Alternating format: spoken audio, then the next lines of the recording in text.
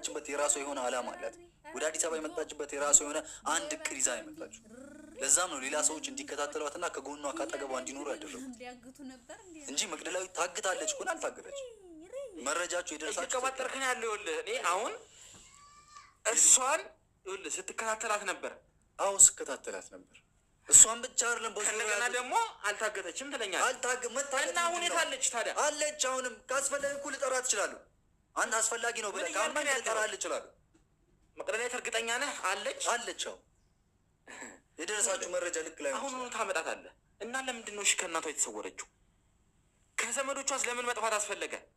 ሌላ ማረፊያ እንደሌላት እኮ አውቃለሁ። እዚህ አዲስ አበባ ውስጥ ሌላ ማረፊያ እንደሌላት አውቃለሁ። ሲጀመር አዲስ አበባ ውስጥ ዘመዶቿ ጋር ነው ያረፈችው። አዎ ዘመዷ ቤት ነው። እሺ ሲቀጥል ደግሞ በዙሪያ ያሉትን የምከታተለው ቅድም እንዳልኩ ስትወጣ ወይም ደግሞ የመጣችበትን አላማ ረስታ ሌላ ነገር ውስጥ እንዳትገባ ስለፈለግኩኝ ነው። በዙሪያ ሰው እንዲኖር ያደርግ የመጣችበት እቅድ አላት። የእናንተን እምነት የማስቀጠል ግዴታ የለባትም እሷ። እናቷ ይኸውልህ ዋሽቶ ሊሆን ይችላል ምናልባት አላቅም። እንግዲህ ወደ ተመልካቻችን ያኔ ብለውት የነበሩትን ነገር ታስታውሳላችሁ። ከዚህ ንግስት ልወጣ ስል እቺ የተሙ አክስት ናት እንደዚህ ያደረገችኝ ብለው ነበር። ከእንደገና ደግሞ መልሰው ውሸታቸው እንደሆነ ደረስንበት።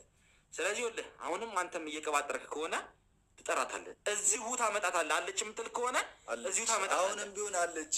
እምነት ስለምትለው ደግሞ ማለት ስለከበቡሽ ነው የምታወራው? እሺ ስለ እሷ ነው የምታወራው? የተሙን አክስት። እሺ ከበቡሽ? አዎ ስለ እሷ ነው የማወራው።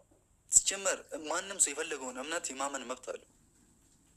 ማንም ሰው ማለት ነው። እኔ ለምን ድንጋይ አታመልክም?